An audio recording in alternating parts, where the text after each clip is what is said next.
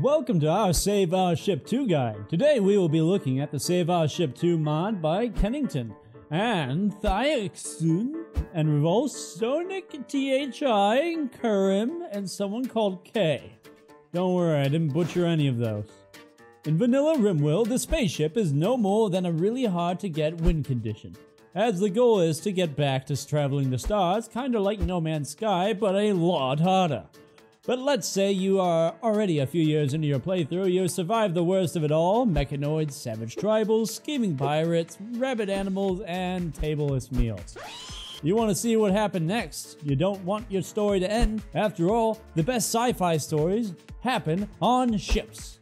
Save Our Ship 2 is here for that. You can go to space way earlier in the game too. The bare minimum would be a ship bridge, few chem fuel engines to launch it into orbit, and a shuttle bay. Cause it's shuttle bay. Now before we start explaining how to even get to space, here's what the mod adds besides going into a space on a ship. You can construct and expand it mid-air. As long as your pawns have the needed equipment, you will need EVA gear. This gear allows your pawns to survive the harsh environment of space. Even if pirates drilled a hole in your ship, those suits can help maintain life support for just enough time to survive. From there on, you can salvage destroyed ships for loot, travel around the planet easily, store resources and colonists, and a launch point for orbital quests and epic ship battles. Let's cover all the new parts and important stuff the mod adds besides what we mentioned. Shuttlecrafts are a better transport pod because they are not single. Used, not married. They can be used multiple times. They can join caravan as pack animals. A special shuttle bay allows shuttlecrafts to land on your ship without damaging hull integrity. Life support supplies a ship with oxygen so your pawns and animals can still breathe. Should it be disconnected from the power grid, you better have some suits to repair it or everyone will suffocate. Ship bridge comes in two sizes from small and large ships respectively. Needs to be manned by a colonist to pilot it if you want to launch a ship. In orbit, your researcher can use the bridge to attempt scanning for orbital quest sites. Is it just me, or this really looks like FTL, faster than light? Comment down below if you get some FTL vibes out of this game. Capacitor array, late game god tier battery.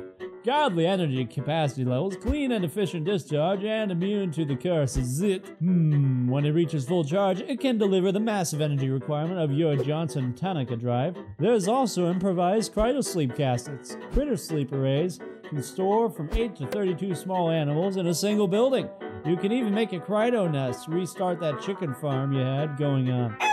Some basic information delivered. Let us move on to the ship construction. Sadly, we can't create wood ships or normal steel ships. If you want to construct a ship, you will need lots of steel plus steel and components. You will have to hoard for a while if you actually want to build a proper ship. And the thing you'll need for a proper functioning ship is the hull itself, the bridge to operate the ship, the computer core, aka AI brain of the ship, life support to exist in space, sensors to sense, engines to go brrr, shuttle bays to leave the ship without landing it, power because duh, heat sinks, heaters, vents, and radiators. Let's begin with the whole stuff. You are given two versions of the whole walls, powered and unpowered. The unpowered is just a reinforced plastine and steel wall that protects you from the cold, dead gasp of space. The powered versions also require a component per segment, so it's a little expensive, but it has conduits for power and cooling inside of it, so it's worth to have those. After you have created a room made out of hull walls, you will be able to draw your hull plating. And make sure there are no basic walls or buildings, such as nutrient paste dispensers, for example, in the area you are building your ship in. The ship will not be fully closed, which will not allow you to complete the building process. The roof is also applied automatically, so don't worry about that. Minimum of one ship bridge. There's one for large and one for small ships. The smaller is less good at everything, but cheaper both material-wise and power-wise. You will need the bigger bridge eventually for more quests and combat maneuverability and increased scan range. Now, the ship bridge is important as it is used to enable and disable shields and weaponry, land on the planet, move to another, and move the ship around. After that, you will need a ship computer core. It can fly the ship for you, giving you one more pawn to work with. Life support system. Not actually required for launch, but colonists will die in space without a powered life support. Do note that pawns and EVA suits are not affected by zones with no oxygen. It also allows to farm on your ship using a solar lamp, hydroponics, or instead advanced artificial soil. You can also build it in some cool dome shapes. Sensors. Short-range sensors grant you the option to detect other ships in orbit, first orbital missions, and aid in the landing of the vessel when needed. Engine time. In order to go burr out of the planet, you will need to construct some engines. There are two variants, large engines and small engines, big burrs and little burrs. You will need to constantly provide chem fuel to your engines if you want to move around. Small engines are more fuel efficient and are more well armored next to another rather than merged. Large engines are more fuel costly, store a bit more fuel, and provide 2 times speed in combat for more fuel. Remember to place airlocks to be able to access them. If you need to go for small engines, even put them 1 tile inside and cover with hole and an airlock. Because remember, they eat chem fuel. Shuttle bays and shuttlecraft. You will probably need at least a few of those on a ship. There is 3 variants of shuttlecrafts, a personal one, a cargo one, and a heavy cargo one. You can place 4 personal ones on 1 bay, or 2 cargo ones, or 1 heavy cargo one. There's no bigger shuttle bay though. Power. The ideal generator would be a ship fission reactor. But if you want to cheese it, you can use a chem fuel generator for a really small ship. But you can also use solar cells. Those alone can be strong enough to power most small vessels, and are overall good for any ship. But they will compromise armor with weak points on your outer hull. You can use normal batteries in space, but larger ships and ship weaponry require ship capacitors, and as batteries often run out of power in 3 shots. Now for temperature control and heaters. First, you probably saw all those heat sinks, temperature related stuff, thinking, what? Let me break it down for you. See this yellow cable running with the power conduit? That's a thermal conduit. They transfer heat. Now, heat sinks store heat inside of them and bleed them out over time. Place one in a closed room with thermal conduits connecting to it and place a vent leading the space. Now heat in the heat sink will bleed out of your ship. Heat is generated from your reactor, weapons, and shields. Not taking care of heat will turn your ship into an oven, even a miniature sun if you screw up bad enough. And no, on another note, heat will not bleed out if ships are active, so make sure to drop shields if you must, lest you will be cooked like a cod in an oven. And for the love of God, after you launch a ship, forbid the exit door of the ship. Oh man, he died. That's too bad. Colonists with EVA gear can exit the ship and roam around in space, but they are also stupid, meaning if you don't notice, they will literally run in front of active engines and just burn themselves to oblivion. There's also those foam walls, which honestly, I'm not sure what they are for yet. Comment down below if you know what they do.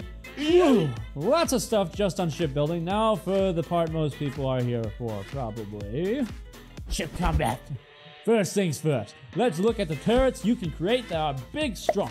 Laser turrets are short range and are capable of destroying torpedoes, aka point defense. Plasma turrets are mid-range, ouch balls of Souch. And railgun turrets are long range. Space sniper rifles, big ouch. Big ouch.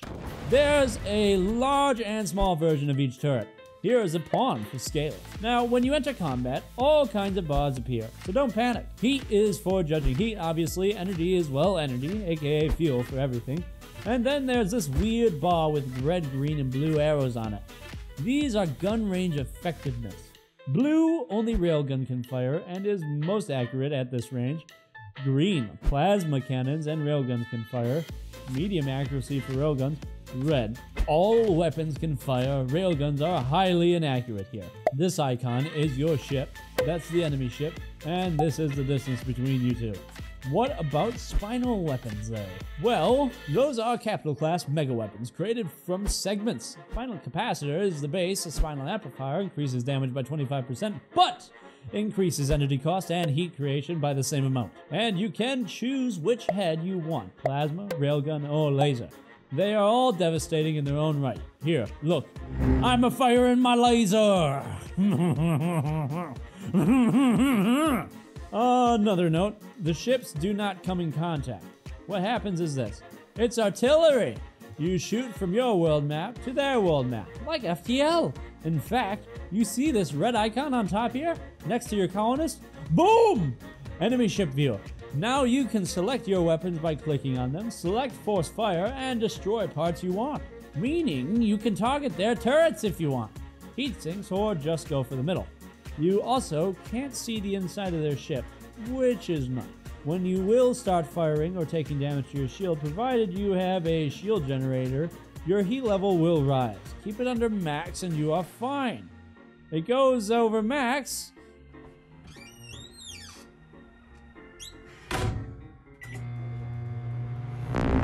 There's also torpedo tubes. Shoot torpedoes at your enemies, even anti-grain ones, and those do a lot of damage. If you have a shuttle bay, you can drop onto the enemy ship using the shuttlecraft you have.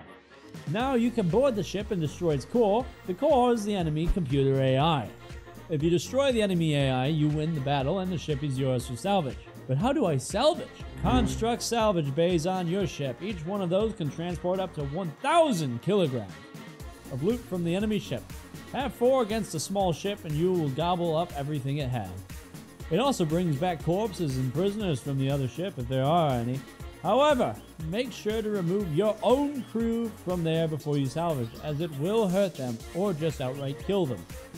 Overall, this mod is great. You can actually pilot a spaceship, have battles, do so much cool stuff. It's awesome. Why didn't we cover quests? So you will go check it yourself. We explained the basic of how to play with this mod. Now you go play with the mod. Tell us your experience in the comments with Save Our Ship 2. Remember to subscribe, like, and share this video with your friends. Sell us your soul, and there's 2. 1+1 package deal. Join our Discord and Patreon. Don't look at me like that. It's the end of the video. I can chill for myself as much as I want to. Oh, and click on these videos in the side.